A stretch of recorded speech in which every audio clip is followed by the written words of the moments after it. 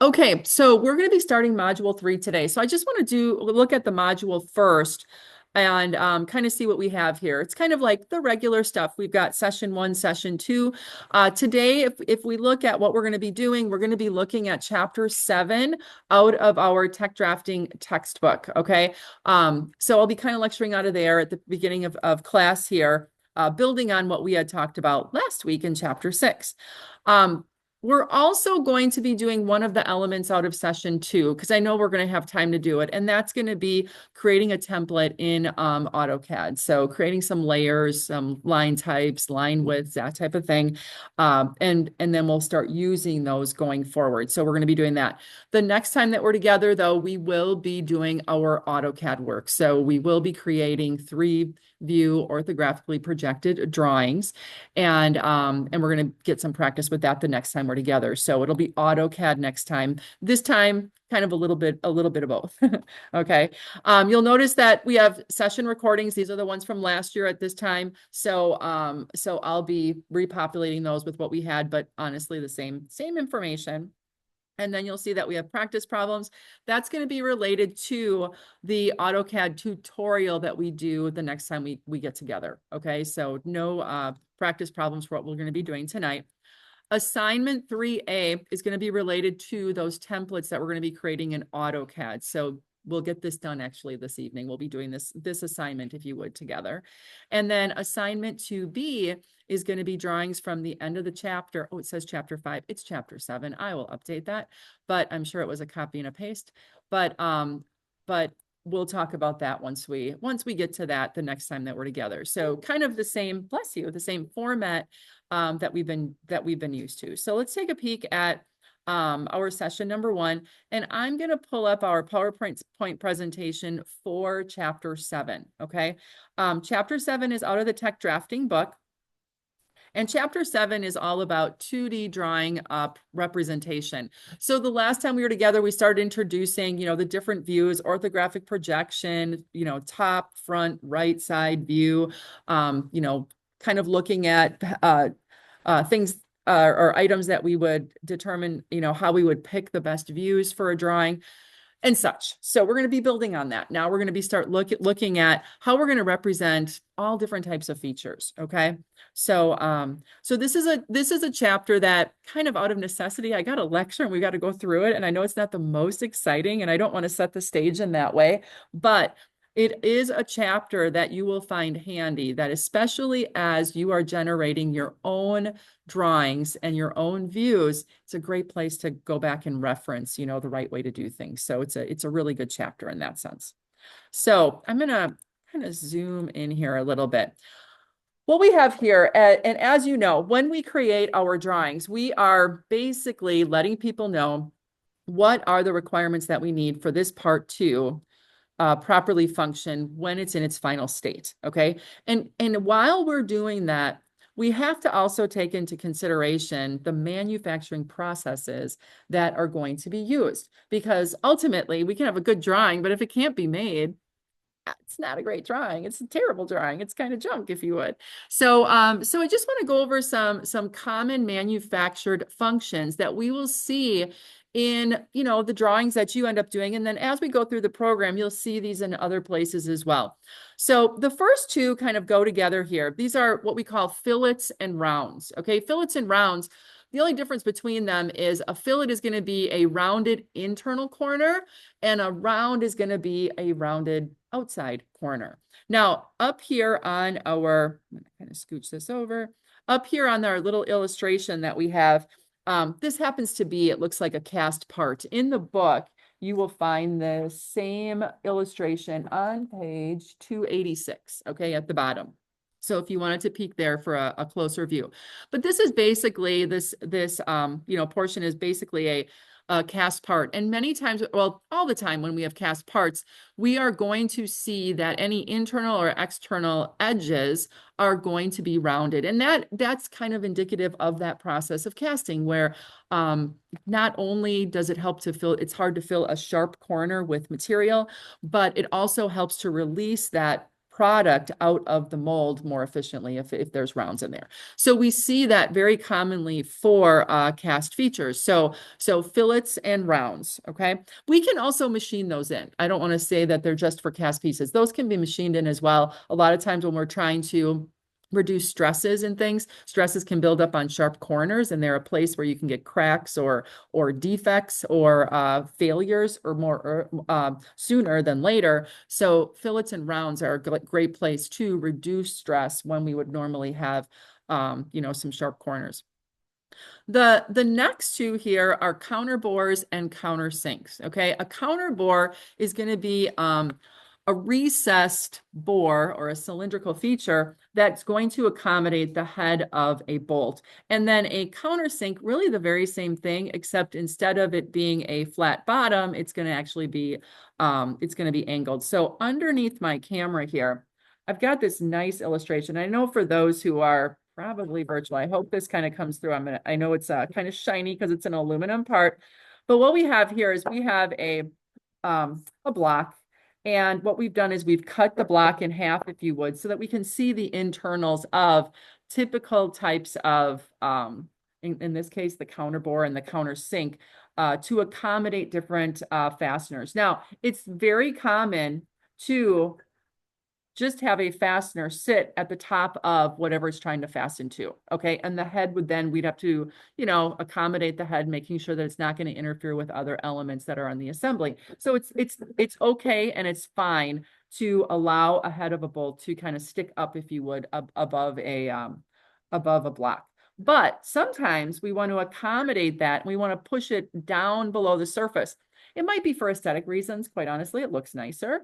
But it also might be to avoid something that maybe, is mounted on the top or functionally takes up that space as well. So burying it down below the surface. So a counter bore has a flat bottom to accommodate like a socket head cap screw like we see here. So it sits down in there really nice and it's below the surface, okay?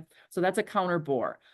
And a counter sink, on the other hand, is going to accommodate a flathead screw like we see here that has angles on either side, and it's going to then allow that to seat properly. And by the nature of a flathead screw, it's going to have to go down below the surface. We would never mount it so it's sitting up, okay? It has to actually be like that. So if you pick that as your type of fastener when you're designing, then you have to account for a countersink. So countersink is to accommodate the head of a flathead screw, okay, that has an angle on it.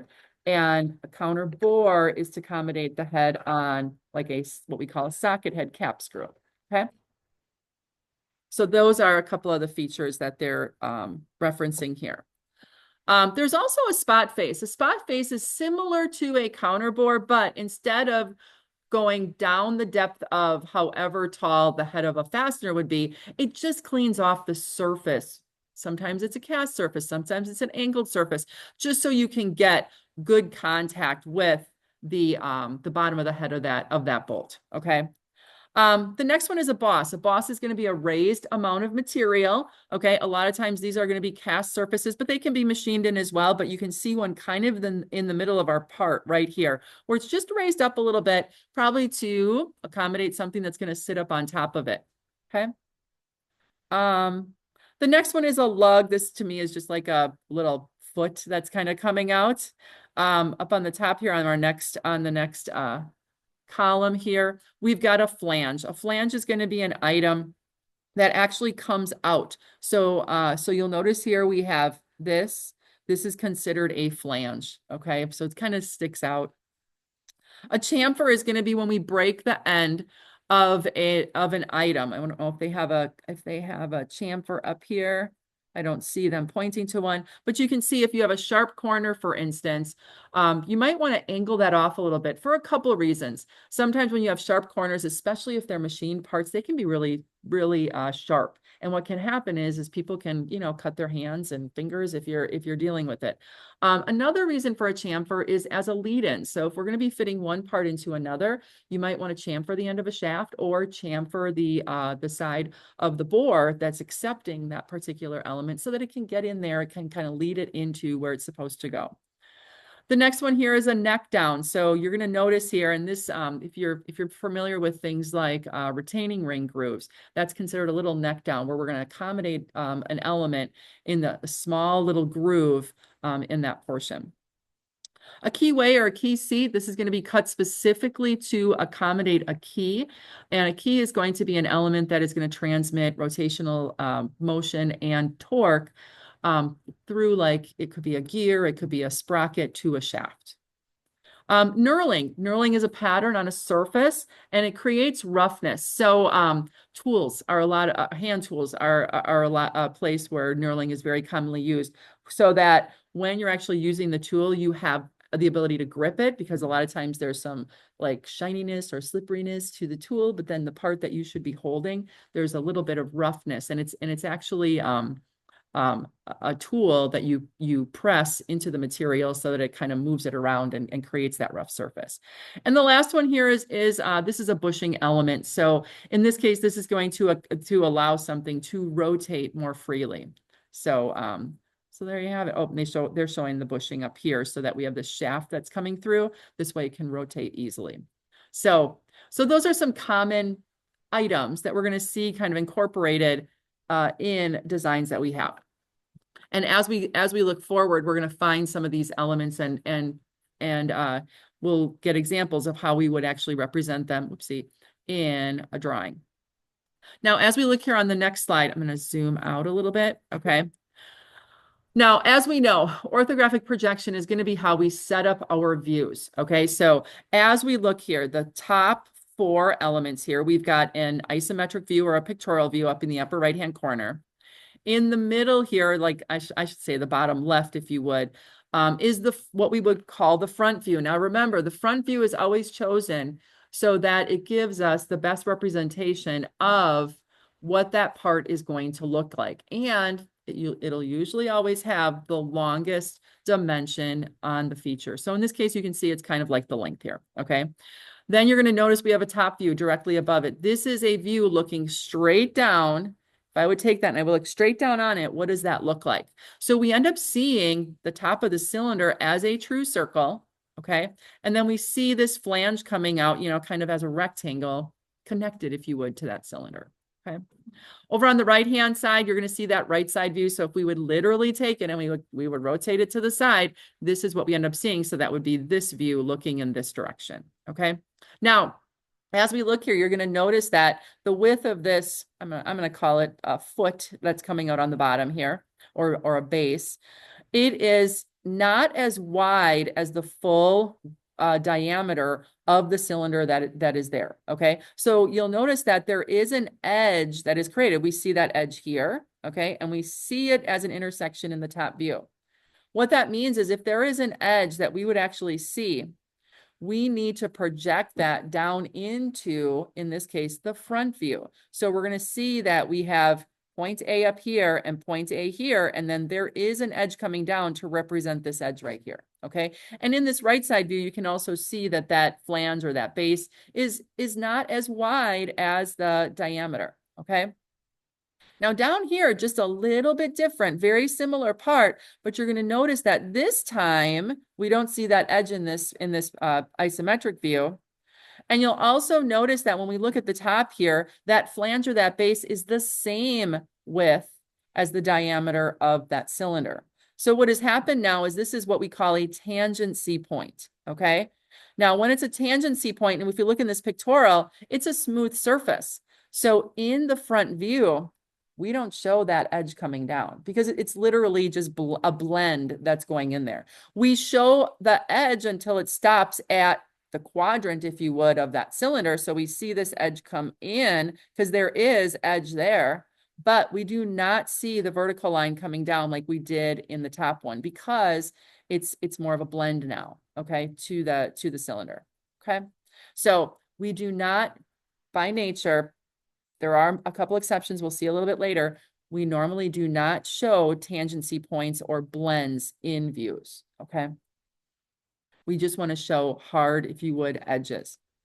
Um, this is kind of like a visualization tool, and you can take or leave it. You know, I think we all kind of develop our own way of doing it. But as we look at the 3-view part here, usually when we're kind of starting out this journey of, I don't know, blueprint reading, if you want to say, or print reading, a lot of times if we only have 2-dimensional views to go off of, those front, top, left, or right side views, I don't know, it's not as easy to visualize what that part looks like. It's always nice to have that pictorial up in the corner to, you know, kind of guide our thinking. So you will come upon drawings that are only 3 views. So what you want to do is you want to try to kind of visualize it. So this is kind of a step that they're giving in the book of visualizing these. I will tell you, as you get more and more experience, especially coming from this side of things where you're generating the views, you'll start to just naturally be able to visualize these things, okay?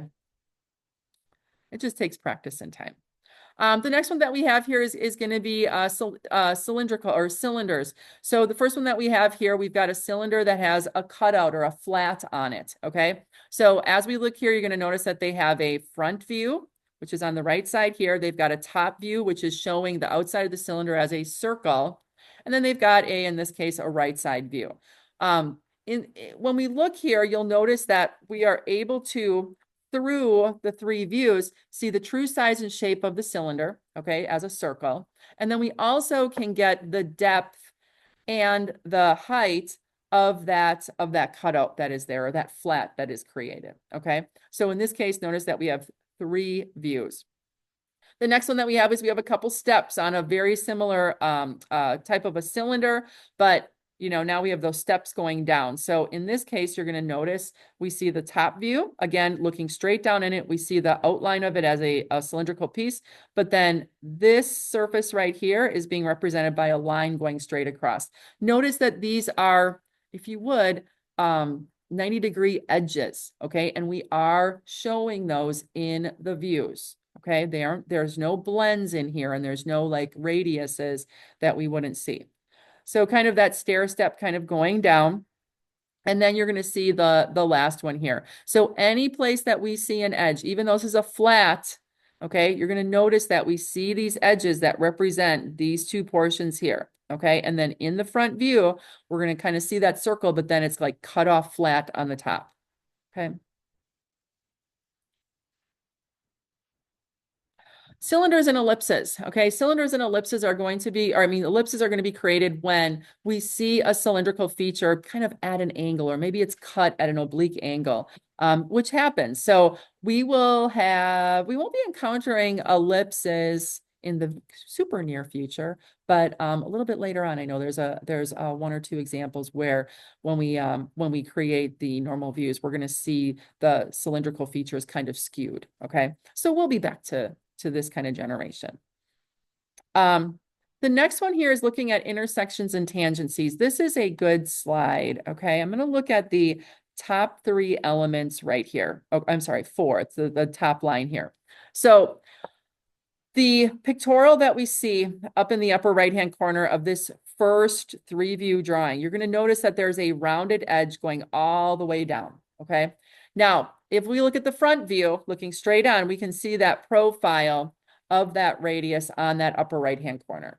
If we take a right view look at that, this is a smooth edge. We'll see the very top, like the outline or the profile, but we really don't see any difference, you know, here in that blend. So even though the radius starts, if you would, at this point right there, notice there's not a line going straight across to represent the start of the radius, because it's not an edge that we would actually see.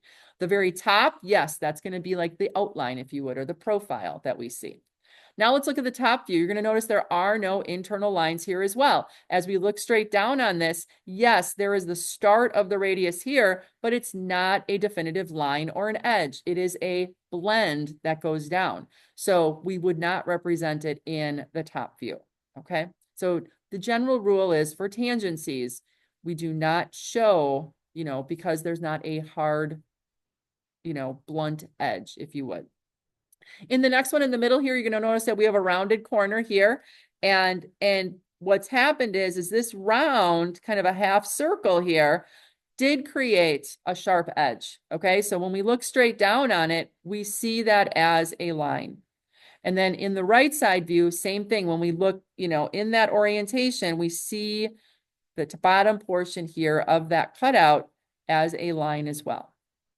Similar part, but again, now we've added a radius at the top here. So you're going to notice there's a radius at the top. So we see that in the front view, but then it's going to be a 90-degree corner down here. So in the top view, as we look down, this is a tangency, a rounded blended edge. We do not show any line there, okay? But in the right side view, we do see the 90-degree corner here from, you know, where it kind of levels out, okay? And then lastly, we have another very similar one here again. Notice that here we have a vertical surface at the end of the round before the next one begins. In this case, they blended together and there was not a vertical surface. Okay, it was at an angle. This one is vertical. So where it's vertical, we're going to have an actual line there. Okay. All right, because if this was at an angle, we wouldn't see it, but because it's vertical, there is an edge there. Okay. All right. Next slide. Sometimes we have intersections of cylinders. So in this case, we've got a larger cylinder. You're going to notice, to me, it looks like a pin that's coming out. Okay. So we can show it in two different ways. You're going to notice here in the one that's coming straight down here, we have a front view, and where it's coming across, we just draw a vertical line without what we call a curve, okay? Over on the right side view, typically if these diameters get larger, what you're gonna do is you're gonna show that radius in the front view to kind of see where that intersects in. You don't see it here, you see it here. Both are acceptable ways to show this type of a part, okay? If you're drawing it manually, and I don't want to say AutoCAD is manual because it is a digital form, but you are laying down every one of the lines, okay? And you're generating the views and you're constructing, you know, what the views are going to look like. I would generally go with the one that we have on the left. When we are generating models in, for instance, in SolidWorks, it will automatically create this for us. Okay, which is kind of nice. All right. So so manual or AutoCAD 2D generation of views, the vertical line is totally fine to use. Okay. Fillets and rounds. As we had said earlier, fillets and rounds are going to be rounded edges. Fillets if it's an internal feature, or rounds if it's external. Okay. In our CAD system, you're going to notice that they're all called fillets, okay? Whether it's an internal or an external, okay? But technically, a round is on the outside, fillets are on the inside. Now, when we show fillets and rounds, I'm going to kind of zoom in here so that we can see this a little bit better. We're going to take this example first, okay? We've got an L bracket, if you would, with a rib on the inside. Now, as we look here in the front view, you can see that the top has a horizontal surface, okay? And then the rib is coming down, and then it blends or it fillets into kind of that base of the L, okay? We need to represent the kind of in and out of the surfaces that we have with our fillets. So if you look here closely, and that might be easier in the book to look at it, but you're going to kind of see these little rounds, okay? So this rib at the bottom, there isn't a definitive edge. It actually blends into the base of that L bracket, okay? So notice right here in the top view, we don't see an edge across, but we're recognizing that it's a rounded fillet or a round going into it. So we see the little, we call these runouts at the edges, okay? Because it doesn't stop abruptly, you know, at the end of a straight line. It actually fillets out. Does that make sense to everybody? So we see that represented in a couple different places here as well, okay? On parametrically drawn views, we will, oopsie, hit the wrong button here. On parametrically drawn views, like in SolidWorks or Creo, they will automatically generate those for you when you have them in there. So you don't have to worry about it there. But in AutoCAD, we will have to put them in. And I'll let you know when you see those. So a couple other examples here where we see the fillets come in, okay? And this would be like a boss that is raised up on the top and the bottom of, I don't know, we'll call that a flange. And then it looks like it's most definitely a cast part. So it's going to incorporate those fillets. And then we have it coming in tangent. And notice that, again, it's going to be a fillet kind of going in and out. So we see the rounds there and not just a straight line. Conventional edges, okay? Now, you're going to notice here, sometimes we have these parts that are blended in and out, but representation in a drawing, we want to make sure that we get the idea across. So, for instance, right here on the left-hand side, it looks like some sort of a like a standard cross section of like an I-beamish type of thing, okay? If we show the cross section here or an edge view of this, we can see the profile. And because there are these radiuses, tangency points, blends, the rule, and like I said, there is an exception to the rule, is that we would not show any of those lines, right? But as we look at these two views, the right side here is not a good representation of what that part actually looks like. Would you agree? So we do add lines in the side view just to represent, you know, I should say, give a better representation of what that profile actually looks like from the side, because it's not that it's absent of any surfaces or of any edges. It's just that the edges aren't pronounced, and this just gives us a better idea of what it looks like. Okay. Down here are some more examples of that as well. So this part, we're going to go with top views here. Okay. So this is a V. You're going to notice that there is a fillet in the bottom here. There's rounds on the outside edges. And you'll notice that they added two of the edges as we look down, so that you could see where that, that bottoms out.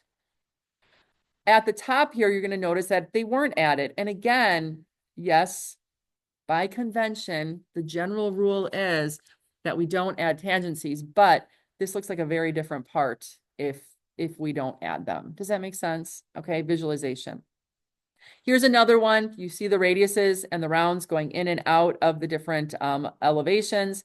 Showing the circles is the best thing to do to give us a better idea of what that part looks like. Remember, when we're generating our drawings, they are for somebody to interpret and make sure that they represent the part as closely as possible. That's really important. It's a communication tool, okay? And you can see the other two that are here as well. Again, I don't expect you guys to remember all of this stuff. That's why we're going over it. We're gonna apply the rules, and then this will be a great place for you to go back to at times when you need to reference or see these elements. Now, the next thing that they have here is, what is the absolute minimum number of views that are required to completely define an object? Okay, and this is the rule.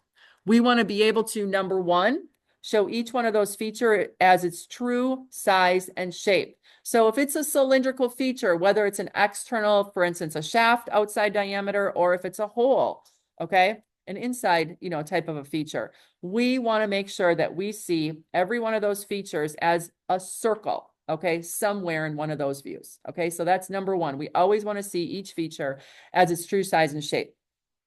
When we look at this part right here, if we look at the top of it, we certainly can see all of the features as their true size and shape. But the only thing that we don't see here is what is the depth, okay? It is not a good idea to ever do a one view drawing. 2 views minimum, okay? I disagree with the book here, because you want to be able to see the side view and also how deep are those holes? Do they go all the way through or not, okay? And a side view would give you the full picture. So you want to have at least 2 views, okay? And one of those views has to show all of the features, true size and shape. As we look here, here's a 3-view drawing, okay? And we've been looking at those quite a bit, especially the last time we were together. And you're going to notice here that if we look at the holes, the only view that we see the holes that are in what I'm going to call the base of this L bracket, the only place we see them is in the top view. So we have to have a top view. The only place that we see the holes as their true size and shape as a circle in the upright of that L bracket is in the right view. We have to have that view then. Because when we get to dimensioning later on, we dimension to the true size and shape view of a feature. We never dimension number one to hidden features, and number two, we only dimension where we see it as a true size of what it is. So holes have to be dimensioned where we see them as circles, okay? Over here, this is a 2-view drawing, which I think is totally good, right? You could add a side view here to give another perspective, but really getting the height here and how high it goes up, I think that's a good representation in here. Yes, you could say like how wide that material is, but truly always 2 views, always 2 views. We can also have partial views. Partial views are when we're focusing on maybe one feature so that we don't have to draw everything. Now, this was more popular, if you would, when manual drawings were created, for instance, on the drafting board with pencils and erasers and things like that. CAD has brought some automation to that process, okay? Even though AutoCAD, yes, we're going to be generating it, but it's usually not that hard to finish the view, if you would, for items like this. So in the past, it's been a time saver, but it's still an acceptable practice. The next one is showing a break, okay? You're going to notice here that you kind of see this cut off here, if you would. Most of the time we do things like that to maybe save space on a drawing. Instead of going to the next drawing border, maybe we can get it on an A size. We don't have to go to a B. We'll maybe cut this off as long as no pertinent information is being lost by doing that. Okay, so it's acceptable practice. We can also show enlarged details. Okay, sometimes what happens on a feature on a drawing is it's maybe small. And when we try to get all the dimensions in there, it starts to get really cluttered and it's hard to see what we're actually dimensioning to. So a good idea is to create what we call an enlarged view, okay? And in that enlarged view, then what you're going to get is you're going to be able to, see exactly where the edges are that you're dimensioning to. So that comes in handy at times, and that is also an acceptable practice. So it's an enlarged view. Conventional breaks. So sometimes we have items that are really long and we don't have the space on our drawing to show the entire length. So maybe I have, something that's the diameter of my pencil, maybe, I don't know, a half inch in diameter, but it's like 3 feet long. It's a long shaft.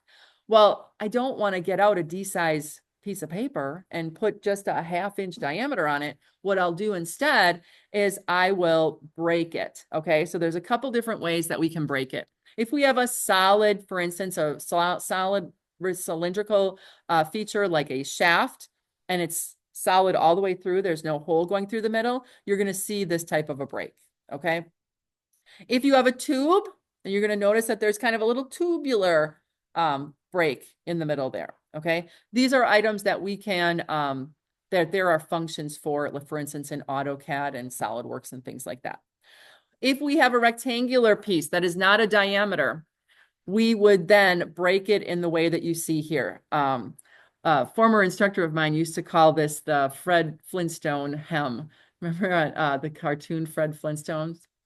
Maybe I hope people still see Fred Flintstone, but at the bottom of his long shirt, it was kind of jagged, so it kind of looks like that. Here's another one on a round tubular, and then a rectangular wood. Okay, so a couple different ways that you can break things, and then you would dimension the overall dimension to reflect what the actual final dimension would be. Okay, so we can shorten those things so that they fit on our drawing borders. Now, alignment of views. This we already know. We were talking about this starting last week. This is orthographic projected views, meaning that everything is in alignment across the views. As we start with our front view, we're going to notice that the left edge is aligned with the left edge as we look down, using that top view. Same thing with the right edge, and any of the features in between. The center lines of the hole have to be lined up. the edges of the hole so that as we see them as they're hidden lines going through that front view, those are going to be lined up as well. Over on the right, or the next two on the right sides here, notice that these are not an orthographic projection. First of all, none of the views are in alignment, okay? So actually it becomes harder to actually visualize, okay? And then you're going to notice here that we have the bottom view on the top, the right side view on the left, okay? So they're out of actual projection, third angle projection, okay? So just make sure that we're adhering to that. And those are things we're going to be practicing this week in the AutoCAD exercises that we have to do.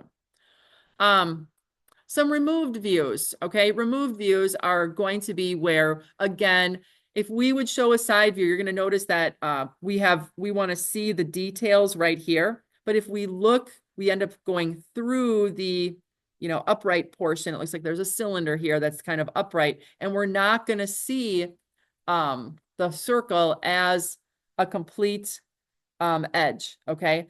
Instead, we see it as a hidden line down here.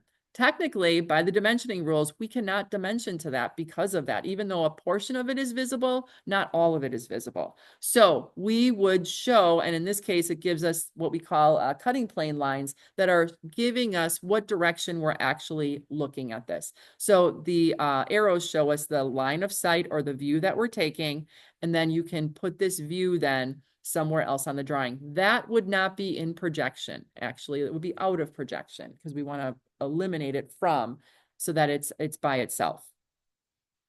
The next one that we have here, this is an auxiliary view so that we can see view A looking straight on so that we can dimension true size and shape that what looks like a square or a diamond going through the top portion here. We will be looking at auxiliary views in the not so distant future, I think in a week or two, and generating these types of things as well. Right hand, left hand parts. Now, this sometimes you'll see this on drawings, and it's okay by convention where you have a part that is one orientation and there's a mirror image of it in the other orientation. Instead of having two separate drawings, and many times maybe you have a mold where this is being made out of and the mold contains both cavities to make both parts, then one drawing would be used, okay? So sometimes you see left and right parts on the same drawing. The next one that we see here is going to be revolution conventions. We will be coming upon these when we have parts that have ribs on them, okay? And we show, for instance, I'm going to call this our front view, and this is going to be our side view. If we go in orthographic projection, the side view would have a rib kind of coming off at a foreshortened view here, okay? And the accepted way, the conventional way to show it, even though this is at an angle here, we would rotate it and show it in the view so that we can see the full effect of the actual rib itself, okay? If there was a rib coming straight down here, then you would leave it, this would be the accepted value. But because these are equally spaced and there's only 3 of them, we would show it in the orientation that we see here. I know that's something that's a little different, but that is a rule, okay? So we don't show the foreshortened version, we show it as a full rib, okay, on the bottom. Same thing when we have things like this that are spoked, okay? When we have even numbers of the items that are going around a full circle, this is the way we would show it on the right-hand side, okay? We will see examples of that in the, I don't know, a couple weeks, 2 or 3 weeks. And then the next one's here, common hole features shown in orthographic views. So over on the left-hand side here, as I had said, this is a view of the dimensioning of a hole where we see the hole as a circle. So that in this case, if we call this the front view, this would be the top view looking straight down. Notice that we use a diameter symbol. The diameter symbol is a circle with a slash going through it. Diameter is the distance across that circle, okay, the full distance across. Then you're going to notice that there is a line here with an arrow going down. That is telling us what the depth is. So that's an accepted symbol used to identify how deep that hole is going to be. And in this case, that hole is going to be, it looks like 29 millimeters deep. Now, the depth of the hole is going to be to the flat. So when we draw or we show holes that are not through holes, we are going to show the flat to whatever the depth is from the top surface. Does that make sense to everybody? Okay. All right. And again, we're going to get practice with this, and this will be a great place to kind of come back to and see the standard. You're going to notice here, this one's a through hole. So we don't see the bottom of what would be the drill point as it goes through. And then here is the diameter, and the convention that we see here is just a tolerance. We'll talk about tolerances a little bit later. The next one that we have here is a counter bored hole. So the top line of this note is giving us the drill through, so a diameter of 19. And then we see this symbol. It really looks like a counter bore. It's kind of like an open top box, if you would. And that's going to be the diameter, the larger diameter, the counter bore diameter, and how deep that counter bore is. So as we saw in my little example up here earlier, most often that counter bore is a larger diameter than the through hole to accommodate the head of a fastener to sit down below a surface. Okay. Then we've got the countersunk holes. The countersunk is going to be an included angle. The standard angle is going to be 82 degrees. So from vertical, if you would, it's going to be 41 and 41. Okay. The note here, diameter, you're going to notice is 14. That's going to be the through hole. Then they've got a V on the second line. That V symbol means a countersink.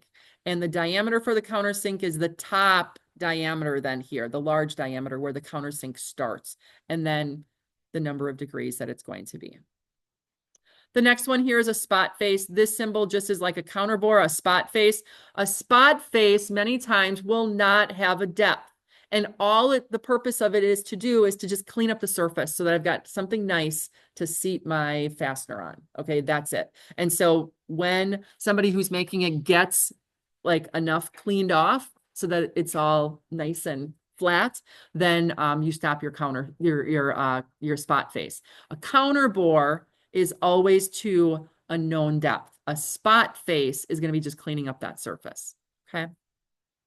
Now, when we show our counter bores in the side views or our countersinks, you have to put the line going straight across. There's an edge there. So notice up here, we have the counter bore and an edge. So our horizontal edge, do not forget that. Okay, that's important. It kind of looks incomplete if you do that. Here's some orthographic projection. Again, we're getting to the end, we're really close. But this is a little bit different type of dimensioning system. This is called a couple names that we have. We have either ordinate dimensioning or baseline dimensioning. Ordinate dimensioning or baseline is where we have a 0, 0 in our view. Okay. And then what we do from that, if you would, home position, we then dimension. In this case, the horizontal dimensions 0.75 over for the whole location, then 2 and so on, all the way to the edge. And then we go vertically. This is really nice if you know that your part is going to be made on a CNC machine, because these give you, if you would, the person who's going to be programming the coordinates of each one of those features. So if it's applicable and it goes along with the final function of the part, it's very popular to do that. So you'll see that you can do that in these views as well. Common features shown in orthographic views continued. Yeah. I don't know what to say. Yes, we see views here. Notice we have 2 views here because we do get all the information that we need in the 2 views that we have. So if we would do a top view of this part, it's a cylindrical part. The top view would look pretty darn like almost exactly to what we have in the right side view. So yeah. All right, that takes us to the end. I know, not super exciting, but again, this is a great chapter to come back to, especially when you're like, how do we do when I've got a fillet, how do I show that, or a tangency? It's a nice example of all the different rules that we're going to be applying when we have different features that we encounter. Are there any questions? Okay, so what I'm going to do is I'm going to stop our recording here.